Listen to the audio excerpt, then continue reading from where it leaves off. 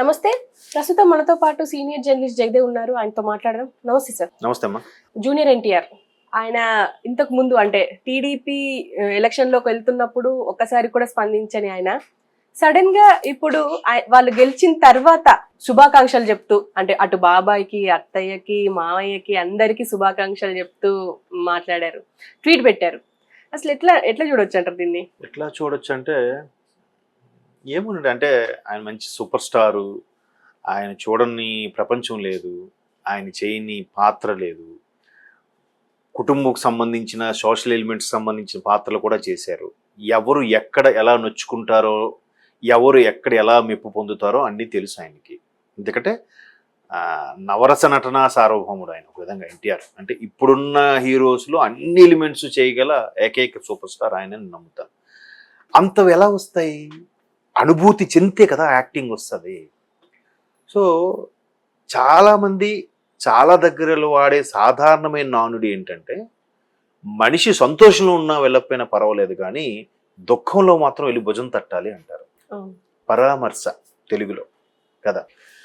ఆ పరామర్శ చేయని వ్యక్తికి శుభాకాంక్షలు చెప్పారు అంటే మేబీ మరి ఆయన ఇప్పటికైనా ఈ అడ్డుగోడల్ని లేదంటే కొందరు విమర్శల్ని, యాంటీ ఫ్యాన్స్ యొక్క దుయ్యబట్టడాన్ని చెక్ పెట్టడానికి శుభాకాంక్షలు పెట్టారా, లేదా ఒక రకమైన ప్రెజర్తో కూడిన శుభాకాంక్షలు పెట్టారో తెలియదు. కానీ ఎందుకు కష్టం వచ్చినప్పుడు భుజం తట్టినప్పుడు ఇప్పుడు శుభాకాంక్షలు పెట్టారు అని అంటే మాత్రం నా దగ్గర జవాబు లేదు. మేబీ ఆయన చెప్పాలి. ఆయన చెప్పరు కూడా. చెప్తే మళ్ళీ దీని మీద మళ్ళీ మనలాంటి వాళ్ళు వేరే రకాల చర్చలు అవి పోతాయని కాముగా ఉండిపోవడం మంచిదే. అయితే ఎందుకు ఇప్పుడు శుభాకాంక్షలు ఇప్పుడు అందరూ పెట్టారు, మహేష్ బాబు గారు పెట్టారు, వీళ్ళందరూ పెట్టారు, ఒక్క ఎన్టీఆర్ గారిని ఎందుకు కారణం చేయాలి అని కూడా మీరు అనొచ్చు.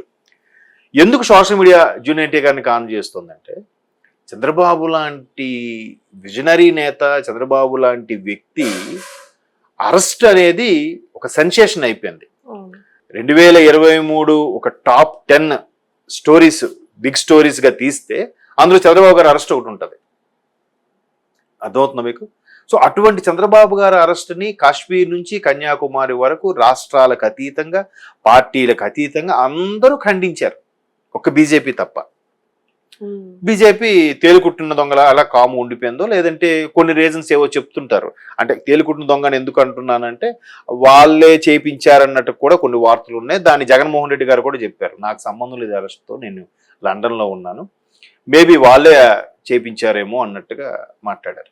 బట్ సాక్ష్యాధారాలు అన్ని స్టేట్ వాళ్ళు చేయడం, మరి జగన్మోహన్ రెడ్డి గారి మీద కొన్ని అనుమానాలు ఉన్నాయి, అది వేరే సబ్జెక్ట్. సో ఎంత అరెస్ట్ అయినప్పుడు అందరూ పరామర్శించారు, అందరూ పేపర్లో ప్రకటన చేశారు, అందరూ చేసింది వేరు. ఈయన కుటుంబ సభ్యుల్లో ఒకటి కదా.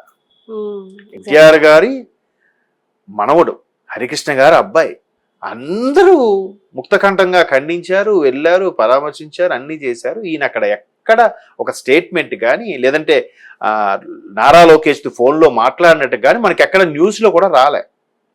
ఎందుకు రాలేదు అనేది తెలియదు. మరి అప్పుడు ఒకవేళ ఆయన రాకపోయినా ఒక జనరల్ స్టేట్మెంట్ ఇచ్చేయాల్సింది. ఇప్పుడు అంతకుముందు భువనేశ్వర్ గారిని అసెంబ్లీ వేదికగా అవమానించినప్పుడు ఫ్యామిలీ విషయాల్లో ఎందుకు అన్నట్టుగా ఒక స్టేట్మెంట్ ఇచ్చారు, నాకు వీడియో చేసి పెట్టారు. అలాగే ఇది కూడా ఏమైనా రాజకీయాల్లో ఇలాంటి జరగడం దురదృష్టకరం అని ఒక మాట అనేసినా అయిపోయేది, ఒక స్టేట్మెంట్. పైగా ఆయన పెట్టేది ఏముండదు, ఆయన టీంకి చెప్తే ఎవడో పెడతాడు ఎక్స్లో. ఆయన చేతులు పనిగట్టుకొని కూర్చి చేయాల్సిన అవసరం లేదు. ఆయన పిఏ ఎవరికి చెప్తే చేసేస్తారు కదమ్మా. లేదంటే ఓ 2 నిమిషాలు ఫోన్లో మాట్లాడిస్తే అయిపోయింది కదా. అరే ఎట్లా జరిగింది, ఏం చేస్తున్నారు. ఎందుకంటే ఆ టైంలో అందరూ బిజీ అయ్యారు. లోకేష్ గారు కూడా ఎప్పుడు బెయిల్ రావాలి, ఎలా చేయాలి, ఏంటి అని సెంట్రల్లోకి వెళ్ళి నేషనల్ ఛానల్స్కి ఇంటర్వ్యూ ఇస్తూ, సుప్రీంకోర్టులో బెయిల్ కోసం ట్రై చేస్తూ చాలా అంత బిజీగా ఉన్నాడు. చెప్పురా ఏంటి అని మాట్లాడుకున్నంత టైం అయితే ఉండదు కదా. సో ఇప్పుడు ఇది ఎందుకు చర్చలోకి వచ్చిందంటే అప్పుడు భుజం తట్టని వ్యక్తి, పరామర్శించిన వ్యక్తి ఇప్పుడు శుభాకాంక్షలు చెప్పారు అంటే ఇది రెండో వెర్షన్ కూడా ఉంది. ఇప్పటికైనా శుభాకాంక్షలు చెప్పకపోతే నేను లేదు, మొన్న ఒక చర్చలో కూడా చూశాను, ఎన్టీఆర్ గారికి తొక్కేశారు, ఎన్టీఆర్ గారికి అవకాశం ఇవ్వలేదు అంటే మన పిఠాపురం వర్మ గారు అదే స్టేట్మెంట్ ఇచ్చారు. ఎన్టీఆర్ గారికి మేము తొక్కేయడం ఏంటి, మేము ఇవ్వకపోవడం ఏంటి, రమ్మనండి, వస్తే ముందు కార్యకర్తగా కెరీర్ స్టార్ట్ చేయమండి, మీకు ఖచ్చితంగా ఎందుకు తల మీద పెట్టుకొని చూసుకుంటాం. లోకేష్ గారు డైరెక్ట్గా పోటీ వచ్చారు, స్వచ్ఛంద ఎన్నికలకు వచ్చారు, స్వతంత్రంగా పోటీ చేశారు, గెలిచారు. అంత మెజార్టీ 90+ మంగళగిరిలో ఎప్పుడూ రాలే. 16 సార్లు ఎన్నిసార్లు జరిగితే 2 సార్లు గెలుచుకుందంట, అది కూడా ఎన్టీఆర్ గారి హయాంలో. తర్వాత ఎప్పుడు గెలవని మంగళగిరిలో ఈరోజు లోకేష్ 90+, 90,000 మెజార్టీతో గెలుపొందారు. మరి అలాగో అంచెలంచెలుగా ఎదగకుండా ఆయన కూడా ఖాళీగా కూర్చోలేదుగా. కుటుంబాన్ని, భార్యని, పిల్లల్ని వదిలేసి యువగలం అన్నాడు, సభలు అన్నాడు, రచ్చబండ్లు అన్నాడు, సమావేశాలు అన్నాడు, ముఖాముఖి అన్నాడు, రకరకాలుగా ఛానల్స్ ఇంటర్వ్యూ ఎన్నో చేశాడు కదా. డైరెక్ట్గా అయితే వచ్చిలేదు కదా. సో అట్లా వస్తే మేము ఎందుకు ఇవ్వము అన్నట్టుగా వర్మ గారు చెప్పారు. సో ఇప్పుడు అయితే ఎన్టీఆర్ గారికి కూడా ఆ విజన్, ఆ దృక్పథం లేకపోయి ఉండొచ్చు. ఎందుకంటే చేతి నిండా సినిమాలు ఉన్నాయి, వాటి ఖాళీ లేవు. ఆల్రెడీ మొన్న డెవిల్ సినిమాకు కూడా ఈ ఫీలింగ్ ఇంపాక్ట్ పడింది కొంత. డెవిల్ సినిమా ఆడకపోవడానికి కారణం ఈ టీడీపీకి సంబంధించిన కొంత ఆయన పట్టించుకోలేదు, బాబు గారు అరెస్టప్పుడు కూడా కనీసం రాలేదు, పరామర్శించలేదు అనే విమర్శలు అయితే వినిపించాయి. సో దానికి కళ్యాణ్ రామ్ గారిని అడిగారు, ఏంటి మీరు తమ్ముడు ఎలక్షన్లో క్యాన్వాసింగ్ పార్టిసిపేట్ చేస్తారంటే తమ్ముడిని అడిగి చెప్తాను అన్నాడు. ఆయన తప్పుగా ఏమనలే, ఎందుకంటే తమ్ముడు బిజీ ఆర్టిస్ట్ కాబట్టి ఆయన కాల్ షీట్లు, ఎందుకంటే 2 నెలలు పోతుందమ్మా, 2 నెలల్లో ప్రొడ్యూసర్కి ఎంత లాస్ అమ్మా, 10 రూపాయలు ఇంట్రెస్ట్ ఇస్తారు, కనీసం 10 రూపాయలు ఫైనాన్స్, మరి ఇవన్నీ ఆగిపోతాయి కదా. సో అటువంటి నేపథ్యంలో ఇవన్నీ దృష్టిలో పెట్టుకొని చెప్పుంటాడు. దాన్ని వీళ్ళు టీడీపీని పట్టించుకోవట్లేదు అన్నట్టుగా బ్యాన్ చేశారన్నట్టు కూడా కొన్ని వార్తలు చూసాం. బట్ ఇవన్నీ జనాలు మర్చిపోతారు, అంతేం కాదు. బట్ ఆ గోడలను కూడా ఆ ఏదైతే ఫీలింగ్స్ ఉన్నాయో అవన్నీ తుడిచిపెట్టడానికి ఆయన పెట్టాడు అనుకోవచ్చు కదా. ఇప్పుడు నాకేం అవసరం, నేను నా పని నేను చేసుకుంటాను అనుకోలేదు కదా. మరలా కుటుంబాని కోసం చెప్పాడు ఇక్కడ ఈ వెర్షన్లో కూడా మనం ఆలోచించాలి. 2 ఇప్పుడు ఒకే వెర్షన్ చెప్పడం లేదు. ఆయన ఏ పరిస్థితిలో చేయలేకపోయాడో అప్పుడు ఫోను ఇప్పటికైనా స్పందించాడుగా. క్లియర్గా అక్కడ చుట్టరికాలు గుర్తు చేస్తూ మరి శుభాకాంక్షలు చెప్పాడు. ఫస్ట్ మావయ్య అన్నాడు, మేనత్త మొగుడు, మావయ్య సీఎం, తర్వాత అత్త మేనత్త స్వయాన హరికృష్ణ గారికి అక్క అనుకుంటా, అక్కో చెల్లో పురంధేశ్వరి గారు, తర్వాత శ్రీభరత్ బాలయ్య గారి అల్లుడు, బావు వరుస ఆయనకి చెప్పాడు. తర్వాత లోకేష్ స్వయాన బాలయ్య గారి అల్లుడు, పైగా మా మేనత్త కొడుకు లోకేష్ గారికి. అంటే వాళ్ళందరూ ఒక ఏజ్ వాళ్ళు కాబట్టి పేరు పెట్టి పిలుచుకోవచ్చు, ఒరేగా అనుకోవచ్చు. ఇది మేనత్త మేనమా పిల్ల ర్యాప్ ఉంటుంది కదా. బట్ అక్కడ మిగతా పెద్దలు ఎవరంటే మామయ్య ఒకరు, మేనత్త ఒకరు, పేర్లు అలా అంటే రిలేషన్ సంబోధించి చెప్పాడు కదా. అంటే నేను కుటుంబంలోనే ఉన్నాను, ఎటు వెళ్ళిపోలేదు అన్నట్టు కూడా చెప్పాడు కదా. బట్ అంతకుముందు కూడా చాలా సందర్భాలు చెప్పాడు, తాతగారు పెట్టిన పార్టీ, నేను ఇటు దాటి ఎటు పోలేను, చచ్చేదాకా టీడీపీ కార్యకర్తగానే ఉంటాను ఎప్పుడో చెప్పాడు ఆయన. అంతే కదండి. బీఆర్ఎస్ నుంచి ఎంతమంది జంప్ అయిపోయి బీజేపీకి, కాంగ్రెస్కి వెళ్ళిపోయినా కేటీఆర్ గారు వెళ్ళారు.